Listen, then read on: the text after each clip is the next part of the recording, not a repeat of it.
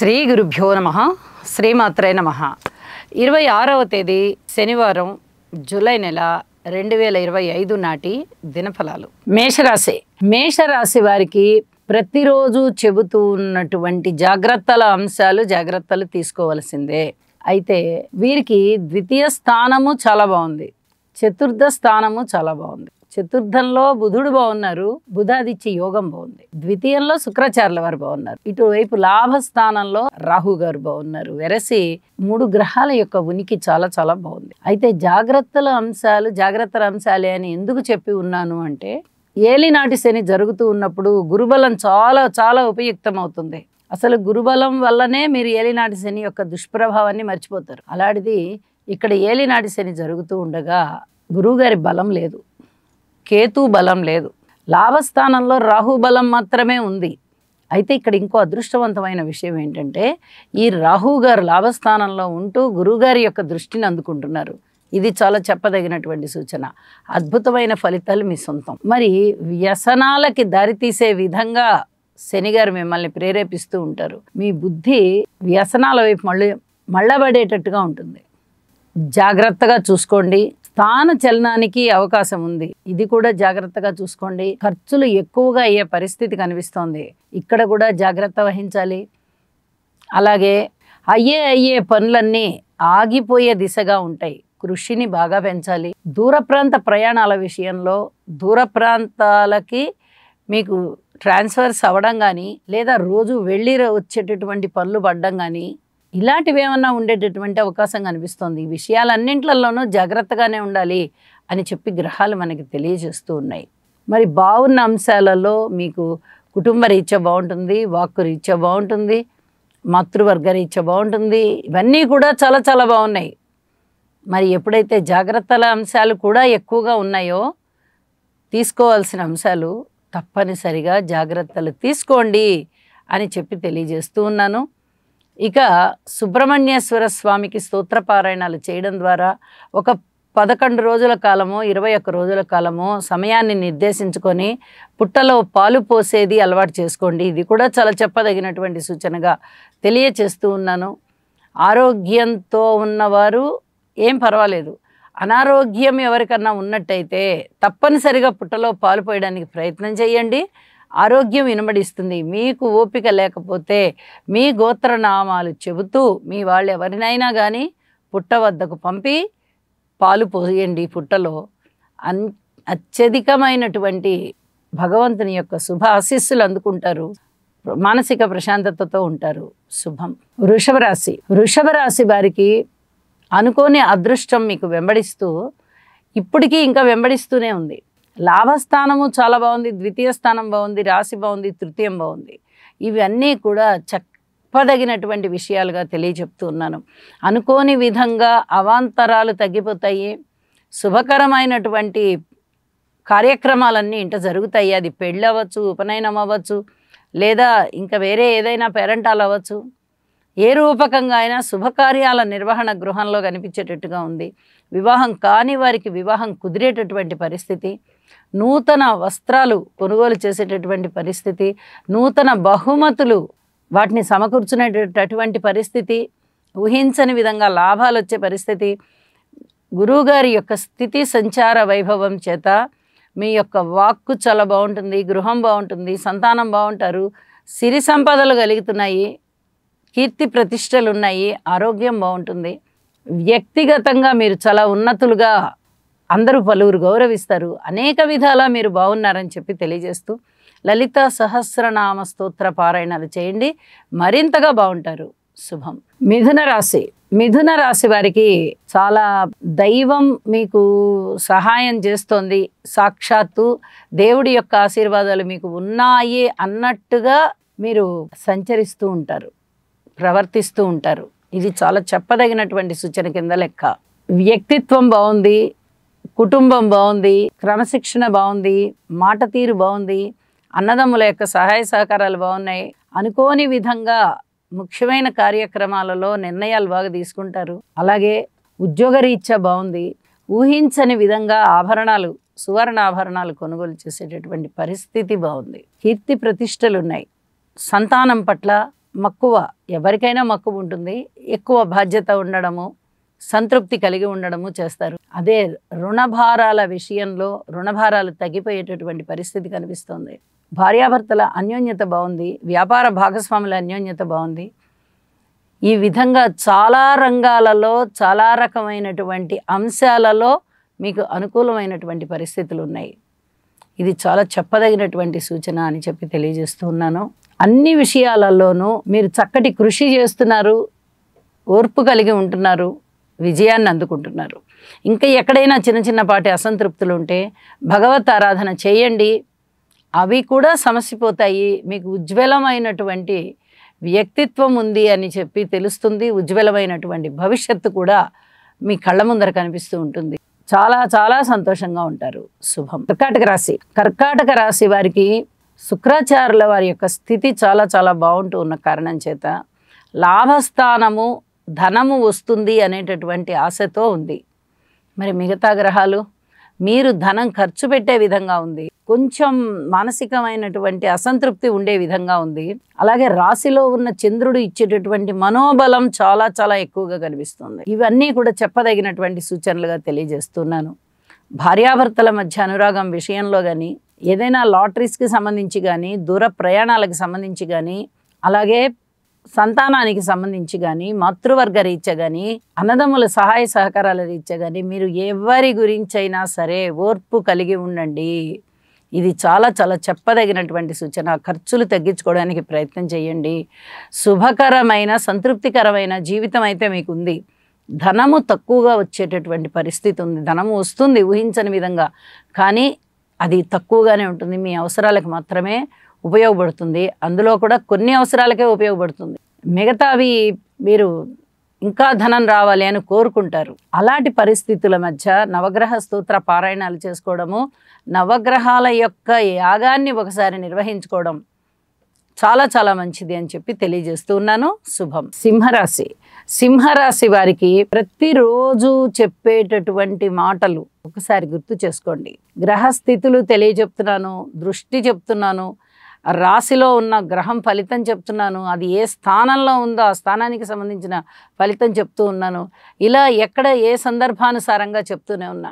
ఈ కుజకేతువులు రాశిలో ఉండడం కానీ, రాహు శనులు సప్తమ అష్టమాల్లో ఉండడం కానీ చాలా వరకు ఇబ్బంది చెందించే అంశాలు. కాబట్టి లాభస్థానంలో ఉన్నటువంటి గురువుగారు ఇచ్చేటటువంటి లాభం ధనము రూపంలో లాభంగా ఉంటుంది. ఇతరత్ర ఏ సంబంధ బాంధవ్యాలు చెడిపోకోకుండా ఉండేటటువంటి లాభంలో ఉంటుంది తప్ప మిగతా విషయాలలో పూర్తి ఓర్పు కలిగి ఉండవలసిందే. గృహం విషయంలో కానీ, ఆరోగ్య విషయంలో కానీ, అన్నదమ్ముల సహాయ సహకారాల విషయంలో కానీ, మాతృవర్గ రీత్యా కానీ, సంతాన రీత్యా కానీ, రుణాల రీత్యా కానీ, భార్యాభర్తల అనుబంధ రీత్యా కానీ, ఉద్యోగ రీత్యా మీకు బాగుంది. మిగతా భార్యాభర్తల అనుబంధ రీత్యా కానీ, పితృవర్గ రీత్యా కానీ మీరు పూర్తిగా జాగ్రత్తలు తీసుకోవాల్సినటువంటి అంశం కనిపిస్తూ ఉంది. ఈ అంశానికి సంబంధించి మరిన్ని జాగ్రత్తలు తీసుకోవాలి అంటే నవగ్రహ స్తోత్ర పారాయణాలు చేయండి, నవధాన్యాలు దానం చేయండి, నవగ్రహ హోమం చేయండి. మీరు ఏ ఒక్క పరిహారం చేసుకున్నా కూడా మనశ్శాంతిగా ఉంటారని చెప్పి తెలియజేస్తూ శుభం. కన్యరాశి వారికి లాభస్థానంలో ఉన్నటువంటి రవి, బుధ, చంద్రులు చాలా అద్భుతమైన ఫలితాలు. ఇటు షష్ఠ స్థానంలో రాహు గారి యొక్క స్థితి.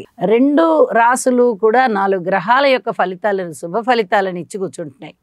అన్నదమ్ములతో సహాయ సహకారాలు ఉన్నాయా లేదా అనే దాని సంగతి తర్వాత, ముందర గృహంలో ఐకమత్యం ఉంటుంది, మాతృవర్గ రీత్యా సహాయ సహకారాలు ఉన్నాయి, సంతానం బాగున్నారు, మిత్రుల యొక్క సహాయ సహకారాలు చాలా బాగున్నాయి.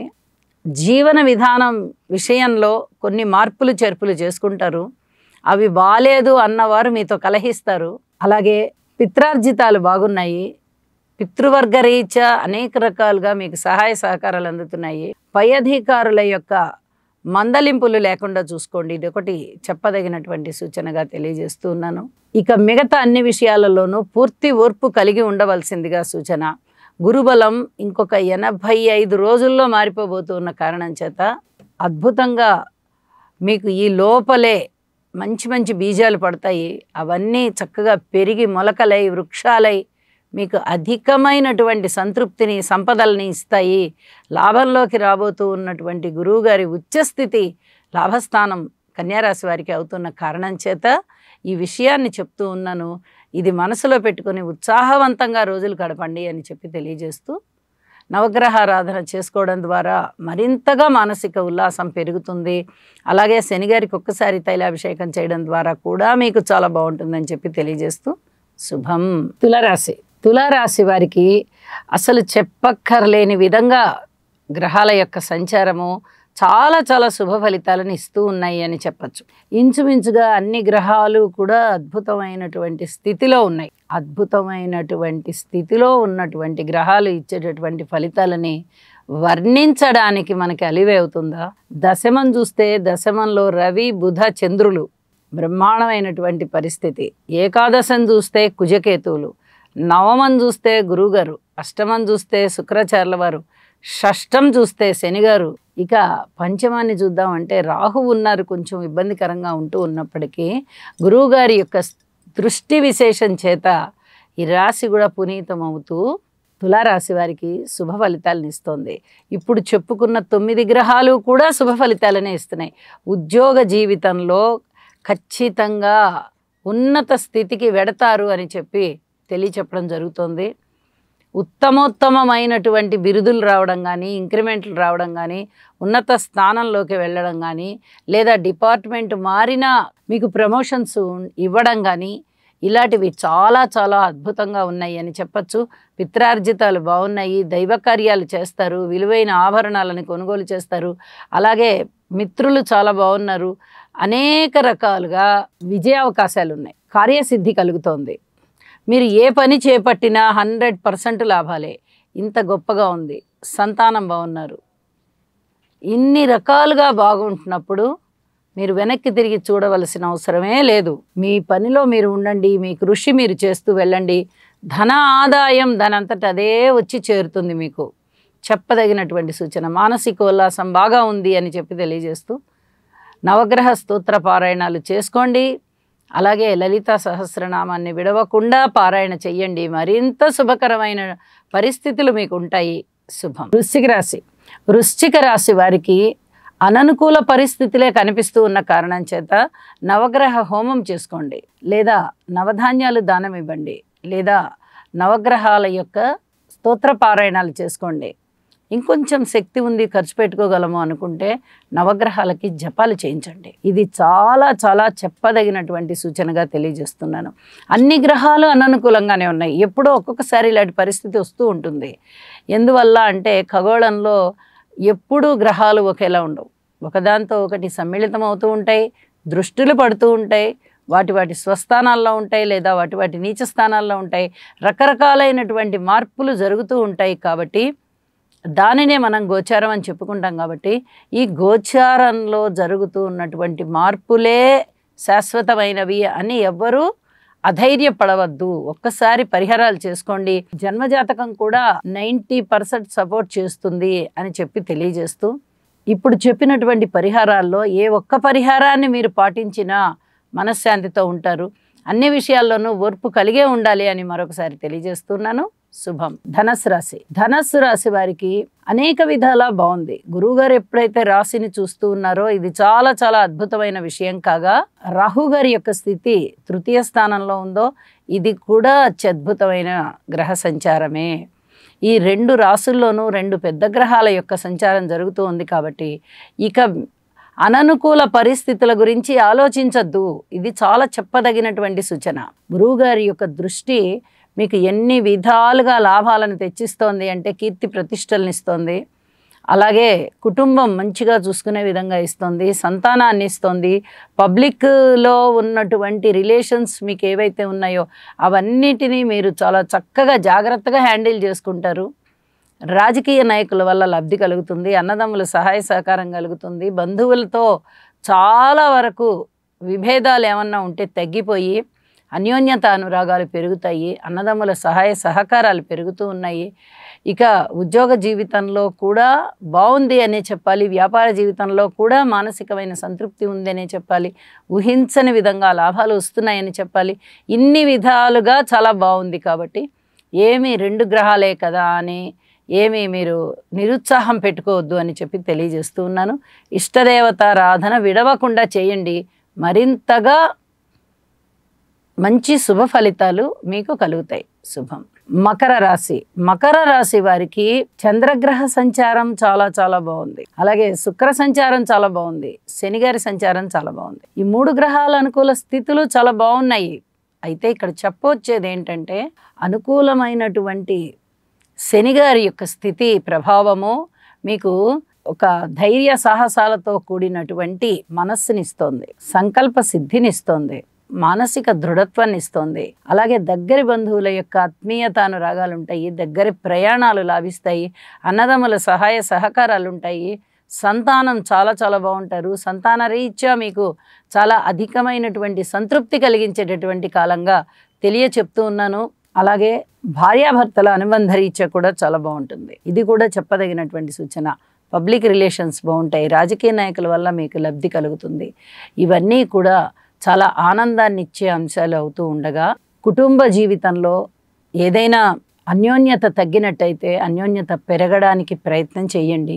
రుణభారాలు పెరిగేటటువంటి పరిస్థితి వస్తే ఆచితూచి రుణాలను తీసుకోండి. ఇవన్నీ చెప్పదగ్గ సూచనలే అని చెప్పి తెలియజేస్తున్నాను. నవగ్రహ స్తోత్ర పారాయణాలు చేసుకోవడం ద్వారా మరింతగా మీరు ఆశాజనకంగా ఉంటారు, ఉత్సాహంగా ఉంటారు, మరింత మెరుగ్గా ఉంటారు అని చెప్పి తెలియజేస్తూ ధైర్య సాహసాలతో ఉండండి. శుభం. కుంభరాశి.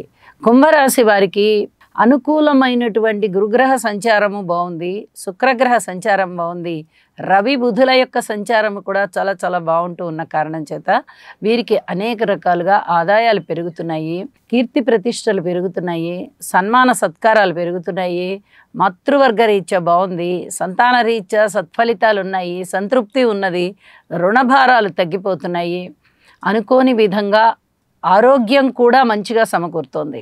ఇవన్నీ కూడా చెప్పదగినటువంటి విషయాలు కాగా జాగ్రత్తలతో కూడుకున్నటువంటి అంశాలు ఏమున్నాయ్యా అంటే రాశిలో ఉన్నటువంటి రాహువు కానీ, సప్తమంలో కుజకేతువులు కానీ, ద్వితీయంలో శనిగారు కానీ వీరు ఏదైనా ఆత్మీయత అనురాగాలతో ఉండే బంధాలని కాస్త ఎడబాటు చేసేటట్టుగా చేస్తారు.